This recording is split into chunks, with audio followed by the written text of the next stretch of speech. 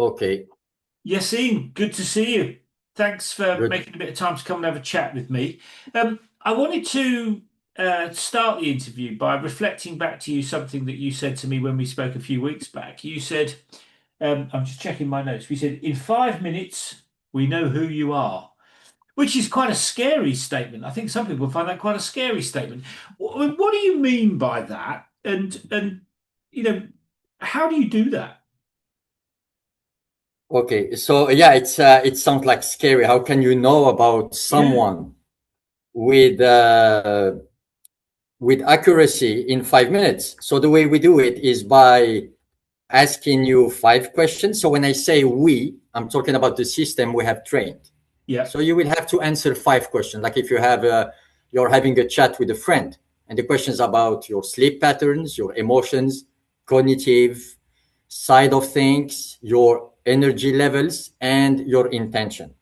So what will happen next is that our system will analyze your answers, including the tone of your voice, which is pretty impressive. And based on that, we will tell you about your brain patterns and nervous system patterns. So wow. it's an assessment, and it takes 5 minutes of interaction. And something else here is that the questions that we ask are not like random. So basically, they allow us to cover, to go through the whole, how can I say, to see you from different angles, Yeah. and all of that information will be analyzed, and Yeah, you I mean, get if a beautiful. you've got to ask Yeah. the right question to get the right answer, haven't you?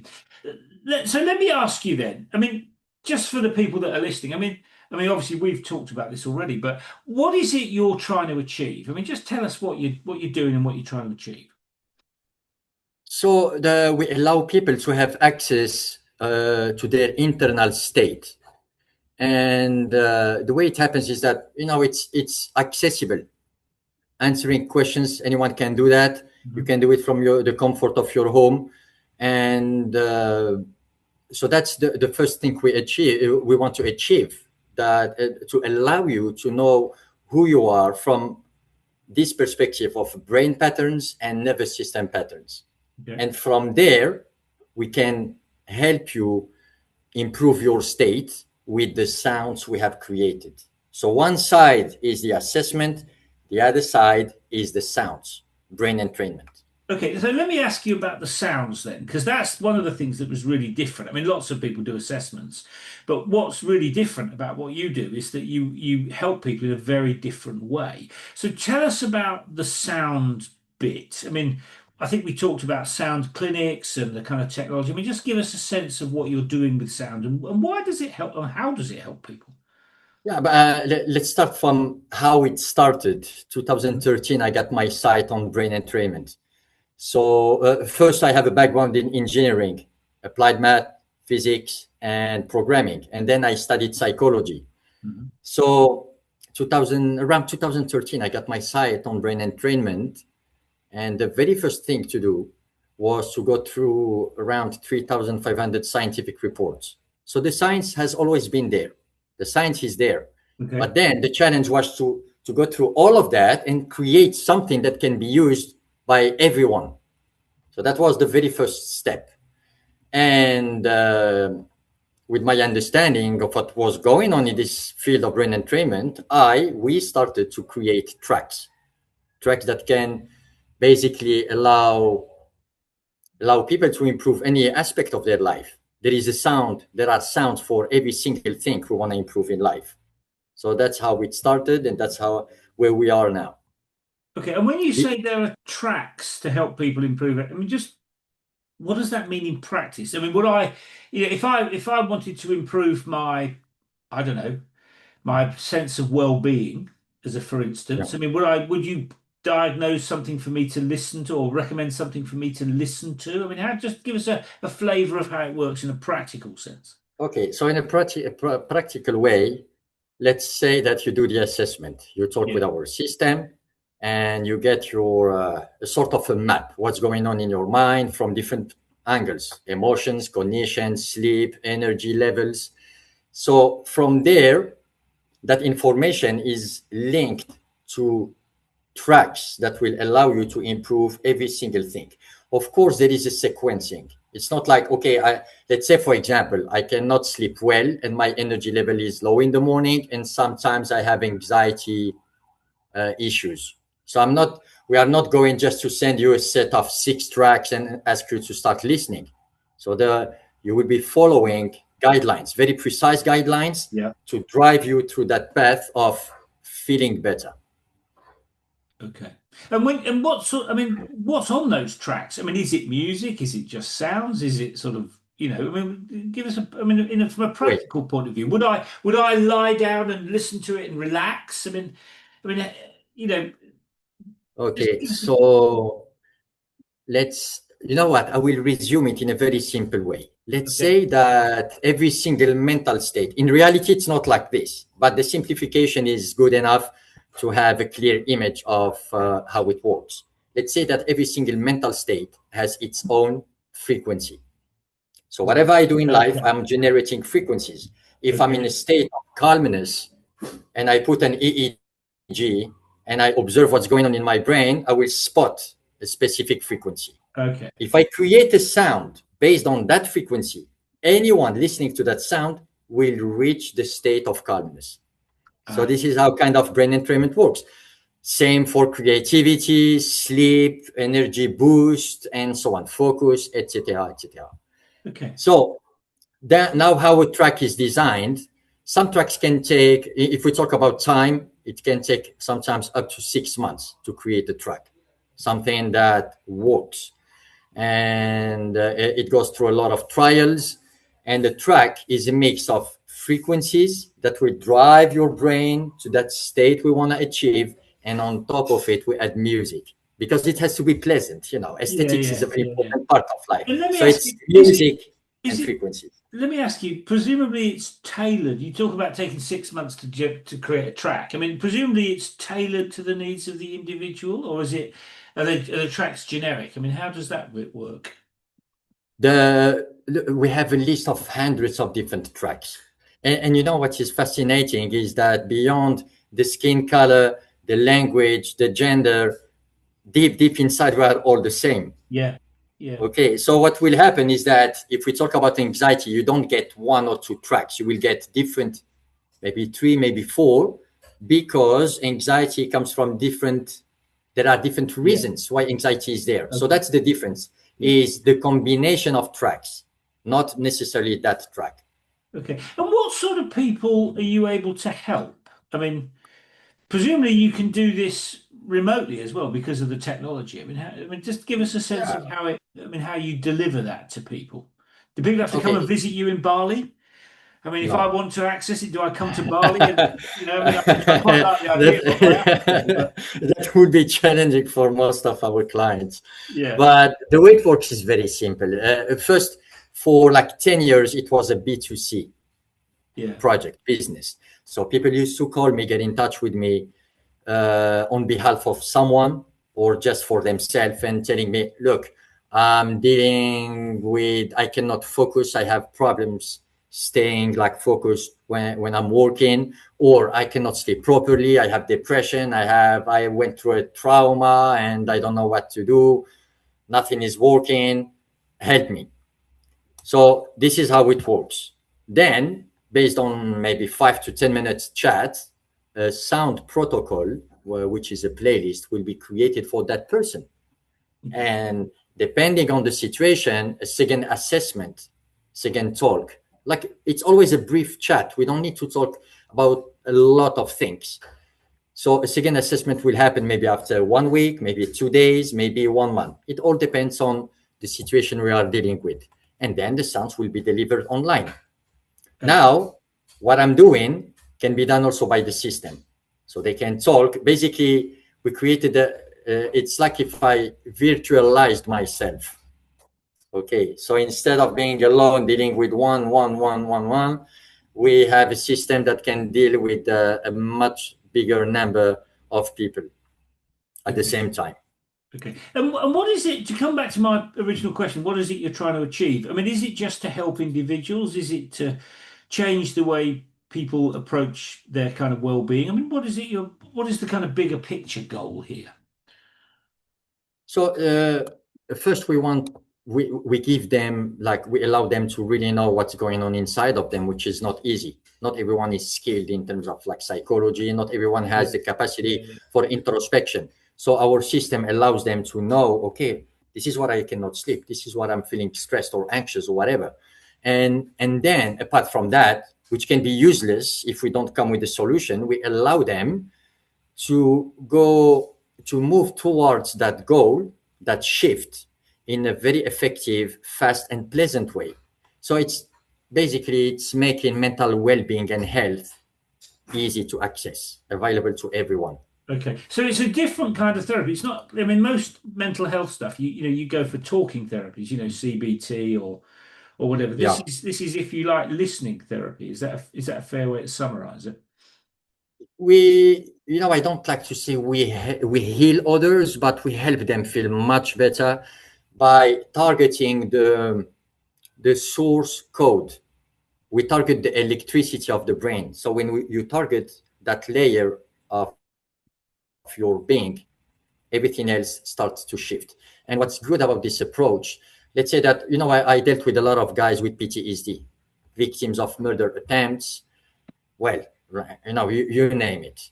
And people like that don't want to talk about what is wrong, what hurt them. Yeah, I get that. So when you use the sounds, you don't need to talk about what is painful. The shift will happen in a deep layer of your being, and it will affect the other layers. Yeah. So this is one of the very, how can I say, one of the very positive things about this approach. It's a therapy where you don't need to talk, you only need to listen. Yeah. And one of the interesting things, you talked about how originally it was B2C, supplying it directly to customers, but you're also starting to supply it to companies now, aren't you? I mean, why are companies buying Yeah. it? Why are businesses Yeah. buying it? So when we started to focus on companies, first, well, we started with hospitality. So for hospitality, we bring them a tech that allows them to target the inner state of the guest. Now, like if you look at any resorts don't have something effective to help their guests with sleep, for example. It's always the same thing. You get like sound healing, yoga, but what about the guests who just want to sleep better? We help them with that. What about the guests who want to have like deep spiritual experiences? We also target that side. So for hospitality, we target the inner world of the guest. And then from there, we switch also to clinics. So now we have many of our clients in the longevity field. So when they use our frequencies, the treatments will work much better because you put your body and mind in a receptive state. So it allows the treatment to work much better. I mean, I We was about target, to, yeah. so are you saying, again, just to correct me if I've got this wrong, I mean, are you saying that listening to this it helps you live longer? Or is that this helps the treatment for long, to help people live longer, work better? I mean, have you just explained how that works? I would say that both, because it helps for the treatment. So the treatment is more effective. You will live longer. And then our creations allow people to just be in the moment, free of stress. So if you have less stress, if you sleep much better, if I wake up every morning full of energy, it means that I'm going to live longer. Yeah. So let me just ask you about that, because I've had a couple of people come on to talk about therapies that they think make people help people live longer, which I think is a great idea. I mean, how do you know it works? And what's the evidence base for the longevity claim? I mean, I totally get the sound can influence your kind of state of mind and your mood. I mean, I get all that. I mean, that's partly the joy of just lying back and listening to music, isn't it? I mean, I know this is a bit more sophisticated than that, but I totally get that logic. How do you know it helps people live longer? I mean, how can you evidence that? Well, we have our work is based on thousands of scientific reports. So you deduct from all of those reports that by using these sounds and taking the body and your mind to this state, you have chances to live longer. Right. So you haven't actually got empirical evidence that says you do this and you will live longer. But I will have to wait 20 years and see how many more years the ones who use this technology will Yeah, and I guess live. I But guess if you use look, it, you're going to live longer than everybody else. So yeah, I will tell you something. Well, it's from my experience, but also what I observe in. We work with also with professional athletes. I'm a 3 times world record holder in sailing, okay, and in my 50 years old, I can surf every single day 4 hours. I still have a lot of energy, right. and a lot of these guys I have been working with, they can come back with the same conclusion. I have more energy on a daily Okay. basis. I So can let do me just more ask you things. about the sports thing then, because that's interesting. I mean, how does this give? I mean, you know, my thinking about sport is that people do stuff that, if you like, helps the boat go faster. We only do things if it helps us win the race or win whatever we're trying to do. How does this help sports people perform better? I mean, that's a very interesting area and presumably quite an exciting area. How does Yeah. it work? I mean, how does that work? So we work with a lot of gym centers, and so first it will help them with motivation. Okay. If someday I don't want to train, I will listen to a 15 minutes track, and I will feel motivated. So no procrastination. I will stand up and get to the gym. It helps with energy boost. Also, see if someday I'm just not like feeling 100%, if I listen to some sounds, it will ask my brain to get ready for action. And that's what will happen. Faster recovery.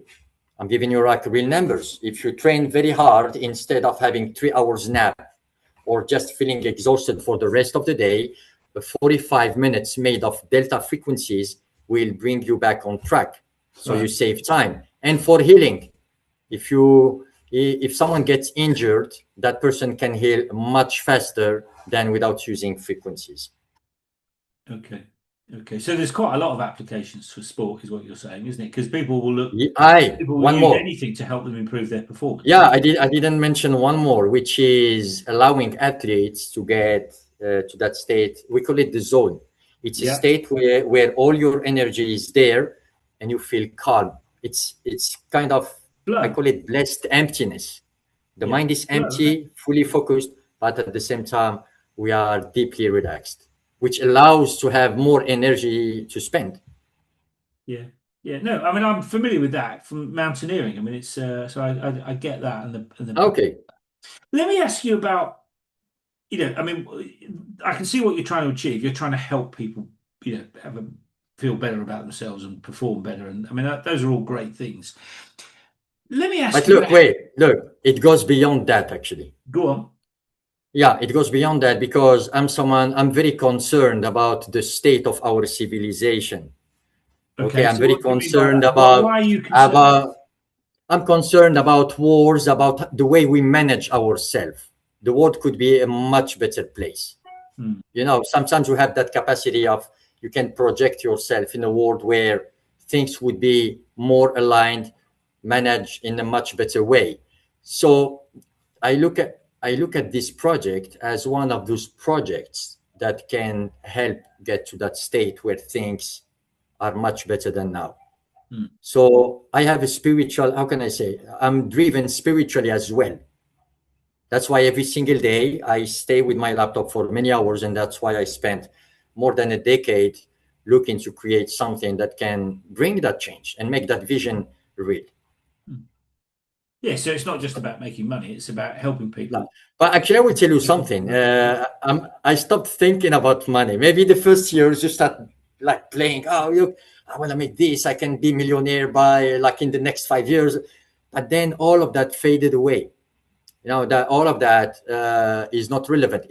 We are a business, of course. We have to make money. Money is kind of the reflection of the value you bring to others. Yeah. But in my daily routine, I don't think about money. I'm thinking about improving the product and reaching as many as I can, Yeah. people as I Absolutely. can. Yeah, I get that. So let me ask you about that process, the process of, if you like, turning an idea about how to use sound to help people, turning that into a business. I mean, how did you approach that? I mean, when you came up with this idea, did you just think it's a good idea, or did you think, okay, I'm going to need to assemble a big team of people. We're going to need to build a load of technology. I mean, how did you approach, if you like, the delivery process, the process of taking that idea and then delivering it to people? I mean, tell us about that process. Yeah, the first challenge was to study everything about sound. So, all these scientific reports, a big headache. And at that time, the idea wasn't clear yet. I saw the potential. I was using sounds, and I knew that, okay, we got something massive here. Yeah. So that was an idea, but idea and business are two different things. So, and then the very first thing is, okay, how can I deliver all of this? Now that I understand about sound, now that I know how to use these softwares to create experiences, how to deliver this product. So it went through a lot of different trials, mistakes, you fall, you stand up again, you try to improve. Yeah. So it's a permanent state of falling, standing up, and you do that till you reach a certain stability. Yeah, let me ask you about that. I mean, how do you feel? Because being a CEO, building a business is a tough gig, no doubt about that. How do you feel about being the CEO? I mean, it sounds beautiful on paper, CEO, but Chief Everything Officer is my kind of reading. yeah, and chief headache officer as well. Yeah. It's very challenging. It's very challenging because it's just a lot of things that have to be there that I have to learn on a daily basis. I'm blessed by having the co-founder and business partner is someone who's highly intelligent and skilled, and he brings skills that I'm lacking. So that was a turning point. When I met Kit, his name is Kit. When I met him, like around 2 years ago, I shifted from being a small business, reaching to a few hundreds a month, to something completely different. So he brought something I didn't have. That's why I say that an idea and a business are very different things. And from here, I learned as well that the right, people must invest time in learning how to identify the right business partner. Yeah. Because 70% of businesses will fail because of the partnership. Yeah. So finding the right person is not easy. Yeah. It requires different set of skills, but once you do it, you can move much faster than ever. But yeah, as a CEO, it's a stress sometimes, and learning from the mistakes. No ego. That's something that we have to be careful with.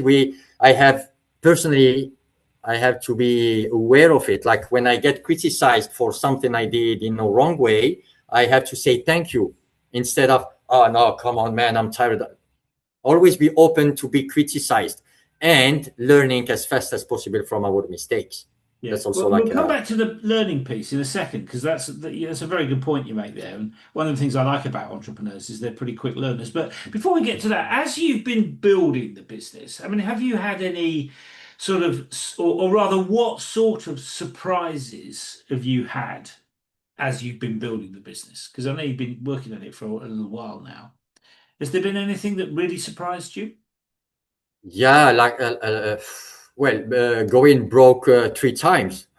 Right, okay. Because I was looking to develop a product, and one of the things is that when you're an entrepreneur, we should not expect others to support us. So when I came with this idea and I was talking about it around, like with my family members, people were asking me to find a real job instead of wasting my time. But I got obsessed with what I was creating and discovering, to the point that three times in 10 years, I went completely broke because I spent so much time looking to learn about marketing, developing the product, dealing with clients' feedback. So that was something I had to deal with, a sort of a surprise, because we think that when we start a business, money flows. But it's not always like that. That just happened. Wouldn't that be great? Yeah, that would be fantastic, but it's not always like that. And another surprise was that the product was there. I had people coming to me, but I couldn't understand why I wasn't growing more than, it's like if you get stuck in a certain limit financially talking. And that's an interesting question about it. How did you, if you like, unblock that thing about growth? I mean, how did you do that? That was when I met Kit. Kit is a business person, and he brought a form of intelligence I didn't have, which is about which clients to target, which path are you going to follow? Okay. Like how to text people, how to set meetings, how to write an email, how to write a proposal, how to write a contract, and loads of different things. Yeah. So what you're saying is your skills are complementary to his. I mean, you've developed the product, Yeah. you've developed the business, if you like. Yeah, I get that. Yes. And Yeah. to what extent have your values shaped the way the business has developed? We got big names getting in touch with us. I mean, like really, really big companies. I cannot name them, but I'm talking about companies with over 20,000 employees and much more than that, including a couple of governments. So I switched from B2C alone, and in 1 year and a half, same for the 1 year and in 1 year and a half, when I got back to Bali, boom, like in hospitality, we got like massive names getting in touch with us. We want your tech because we don't know how to deal with the nervous system of our clients. Governments, a couple, we want your tech because we want to help this and that from 2 different countries. Clinics, the second most important longevity clinic in the world, something like that, second, third. One of the biggest longevity clinics in the world got in touch with us as well. So that's what happened when we brought that form of intelligence that was missing. And I think that one of the big challenges is, we don't know what we don't know. Yeah, And that's that right. was my problem. Yeah. I was struggling to grow the business, but I don't know what I don't know. We call it a blind spot. But the day I got in touch with that person who knew what I didn't know, things changed. Yeah. Like magic. Yeah. And it's great when those sorts of things happen, isn't it? Yep. Let me ask you about the flip side. I mean, it's great to hear that it's being successful. That's really encouraging because it's a great proposition. Tell me about some of the stresses involved. I mean, what sort of things, for example, keep you awake at night? I mean, you talked about how you lost. Yeah. What keeps me awake at night is when I know that surfing will be big the next day. That's it. Okay, That's not the only business thing, then. because Not yeah, business. because I surf every night. So that's the every morning. Sorry, before walking, that's my routine. Right. Surfing, meditating, or getting to the forest, like 4 hours a day in nature. So when I know that the waves are big, it can keep me awake at night. Yeah. Okay. And is But that why nothing you based else. the business in Bali so you can go surfing? Well, I came back to Bali because we have a lot of 5, 6 stars hotels here as our target when we switched. We became a B2B business, Yeah. was to get in touch with these resorts and implement the tech. It was a sort of entry point. Yeah. That's why I came back to Bali. But I was in Bali before and I knew about the surf. So, as we say, 2 birds with 1 stone. I don't know if you have Yeah. this saying in English, Yeah, we do. but in Yeah. No, I get it. I get it. And it's great. I mean, what a great place to run a business, Bali. I mean, what's not to love? yeah, Let me ask you about the journey that you've been. I mean, you mentioned earlier on about what you've learned. I mean, let me ask you just to start, what were the early influences on you about leading a business? I mean, how did you think about being a CEO? What were the things that influenced you? And we will talk a bit more about what you've learned on the journey. But to start with, what were the things that were influencing you? first, I don't like to work for others. I always felt that I had a lot of different jobs, a lot of different Yeah, jobs, as I wanted to get as much experience as possible from different fields. But that wasn't my place. I was always feeling stuck. Same salary, same faces every day, same routine. My brain doesn't like to follow routines. I like change, even if it can be tough on your emotions and yeah, intellectual side of things. So I was always thinking of, okay, how can I free myself from this? Well, you say 9 to 5, but sometimes it's 8 to 6, which is worst. And it was like looking for freedom in terms of time and also financial freedom. But when you become an entrepreneur, that doesn't happen overnight. So Okay, I mean, we but had let me this. just clarify. So what you're saying is you see business as a form of freedom. Yeah, but it's a form of freedom when we get to a certain point Yeah, and we don't get stuck in managing things, or when we get to a sort of financial security where yeah, you feel yeah, comfortable. Okay, I'm not stressed anymore. And then there was another thing. Uh, I dealt with substance abuse for 10 years and a bipolar depression. So I had a bipolar depression and psychosis. And to deal with that, I was taking drugs. So I went through that, I call it a dark period.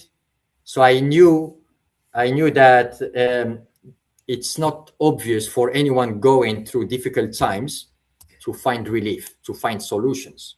Mm. And as I was looking for something to free myself from a normal job, and as I like to create things, I like to create. So that was the perfect combination. Yeah. Create something from sound, and I had skills in psychology, math, programming. So all of that gave me a sort of a logic and strong foundation. And that's how I ended with brain entrainment. Yeah.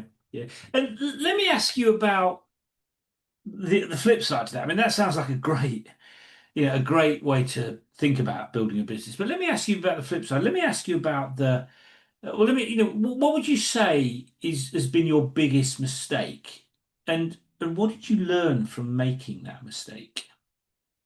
In entrepreneurship, Well, in terms of your journey as building the business, I mean, you can call it entrepreneurship if you want, but yeah, the journey that you've been on. What's the biggest mistake you've made, and what did you learn from it? yeah, in the past I had two business partners, and it led in burnouts. It led in something really ugly. Yeah. So those were mistakes. Another mistake was that, and before meeting Kit, I used to think in a very basic way. You have a business, you need money to promote it. Or you have an idea, you need money to promote it, which is completely wrong. If I have an idea, I have to test it in the market. And as they say, show me that you don't need money, and then I give you money to bring your Yeah. project.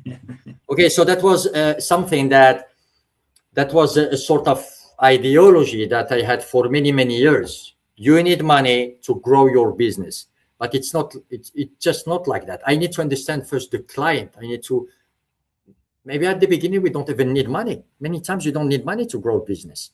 Mm. You can just start by knocking on doors. Hey, I have this. Do you want it? Or we need a minimum amount of cash to grow it. So that was one of my mistakes, that I was following this very classic path, leading at the end to nothing. I got just stuck for many years. Yeah. And just again, let me ask you about the flip side to that. So, when you look back on the journey, I mean, what are the things that you've enjoyed the most about building a business? I mean, I, I can't imagine not being an entrepreneur, really. I mean, I'm not necessarily that great at it, but certainly enjoy it. I mean, what do you enjoy about what you do? I enjoy discovering new things. This field of brain entrainment is fascinating when you read about, because, well, I talk about brain entrainment, but actually, YouMind is linked to a lot of different things. You have the psychological side of it. You have pattern recognition. So here you start diving into mathematics.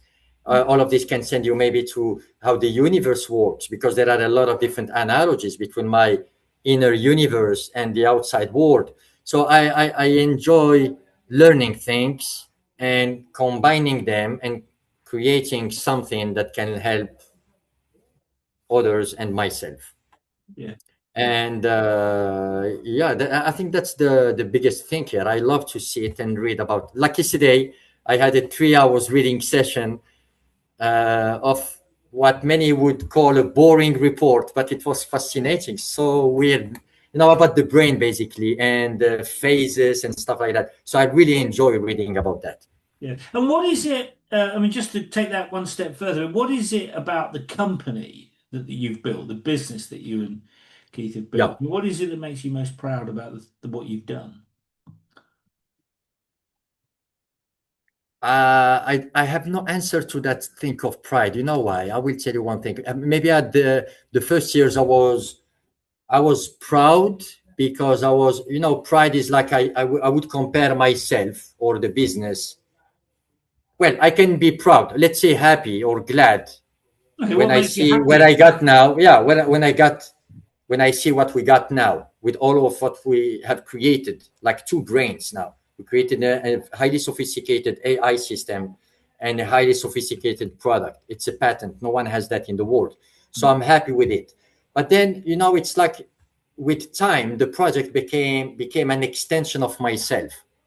Mm. It's like I wake up every morning, or same for Kate and our team members. We wake up, we do what we have to do without thinking about it.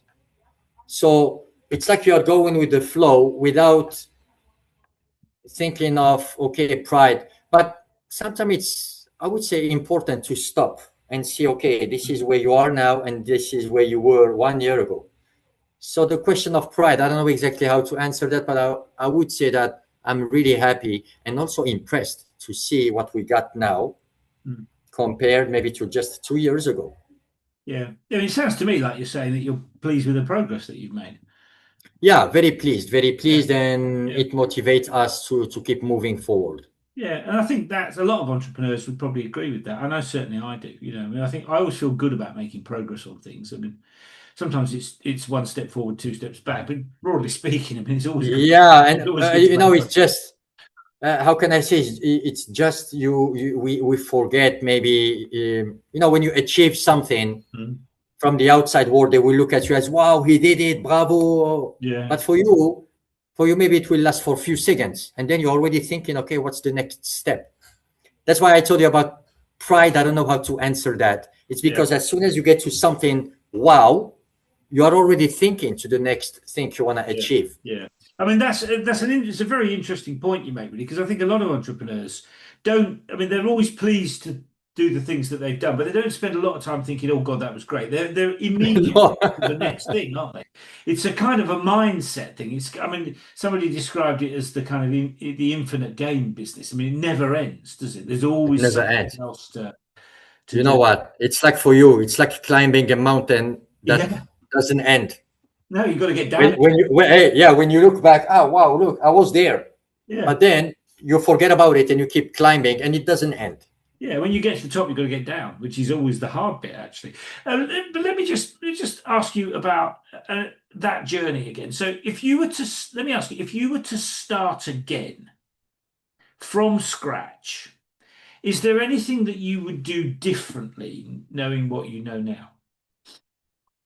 Yes, I would. Apart from that research, I would learn about business.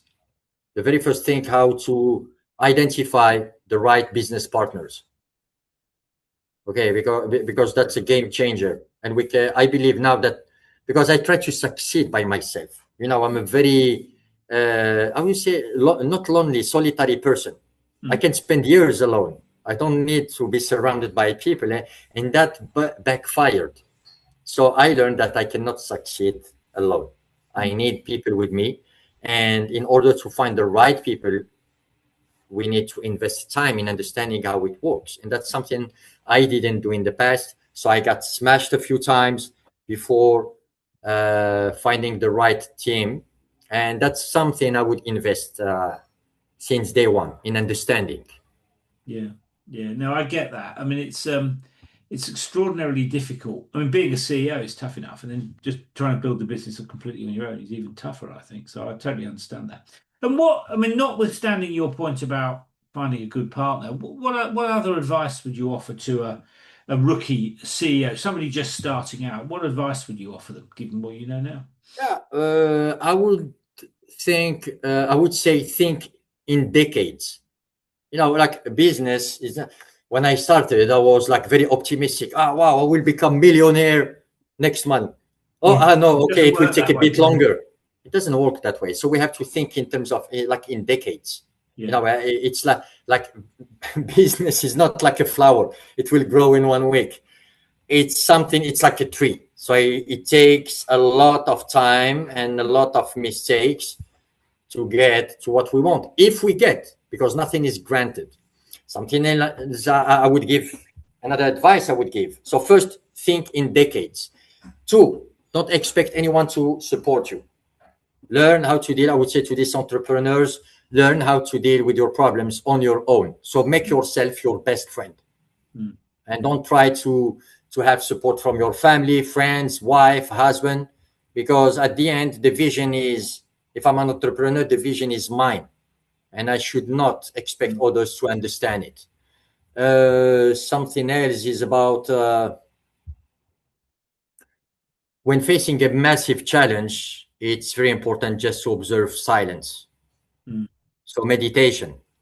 This is one of this is, in my opinion, a key component in running and developing a business. Being able to detach from our emotions, because if we don't do that, it can become really tough, and that can lead just to, you know, the business ends like Yeah. I disappearing. mean, I think Or business is tough. I think it is tough whether you like it or not. I mean, I think your point though is to try and detach from the emotional bit so that you can make more sensible, rational decisions. I mean, I totally get that. That seems to me to be a very good piece of advice. And let me ask you about the next bit. So you've come a long way, done a great product, it's scaling up. You know, you're working with lots and lots of companies and individuals. What is it about the next bit that excites you? I mean, I know you've got quite big ambitions for this. I mean, what is it about what's about to happen, the things that are in train now? What is it that excites you about going, what you're, what you're moving forward to? is when you see a car, let's name a brand, Mercedes. Uh, you don't need to read the name to know that this is a Mercedes. So I want to be the Mercedes of brain entrainment. Oh, okay. That's it. Everywhere you A go, decent you can ambition. hear about us. Yeah, and look, uh, I believe it's going to happen. It's happening, slowly, drop by drop by drop, but it's happening. One day you will get to airports, you will find us there. We will help you have the best flight of your life or fight jet lag. One day you will get to any clinic in the world, you will find us there, allowing you to just relax, heal faster, and so on. So that's the big vision of things. Yeah. But without attachment, if it doesn't happen, no problem. But we are following, let's say we have this vision, the plan will change for sure because we don't control everything, Mm. which, by the way, is another advice I would like to give to any entrepreneur. List what you can control and list what you don't control, my friend. Because if you try to control what is not under your control, you will suffer. So this list is also something I always had with me. And it's really a very important reminder all the time when I'm dealing with a big challenge. I have to think of, before solving that problem, I have to step back and ask myself, can I control this situation? Yes. Okay, let's find a way. No? Okay, let's do something else. Yeah, yeah. And that's a really good bit of advice, actually, to understand the things that you can influence and the things that you can't. Because so much of business is, you can't influence. I mean, you think about what's happening at the moment, the kind of geopolitical stuff in the Middle East. Yeah. We can't control that. I mean, I can't do anything about oil prices, for example, but you can focus on the things that you do control. And of course, taking control of the things that you can control makes you feel better, doesn't it? Because you are actually, that's what empowerment is, isn't it? To take control of the Yeah. stuff that you can take Yeah, control. that's where Good. empowerment happens. It's like you don't stop the rain, but you can get an umbrella. Yeah. That's it. So at the end, when we focus on what we can control, we create do we say leverage? Leverage, yeah. Leverage. Yeah. Okay. So I can control this portion of things, and it will help me kind of move through what cannot be controlled. So Yeah. I mean, this list is really important. somebody said to me once that, you can't do anything about the rain, but you can learn to dance in the rain, which I thought was quite Yeah. an interesting idea, because sometimes it just rains, doesn't it? But you've got to keep on dancing. So, Yassine, I mean, thank Exactly. you for sharing that story. I mean, it's a really interesting proposition you've got there, and I mean, I really appreciate you making time to come and talk about it. And good luck going forward. I mean, it's such a different approach. I mean, I've no doubt it will be successful because I can see that it will really help people, and your passion for helping people really comes across. So, thank you for But making a bit of time to come and share that thank you with for us. thank you for calling me. It was a pleasure. But look, do the bespoke thing. Do the assessment. I want you to try it. Okay, all You right, will love it. That's when you will understand what I was talking about.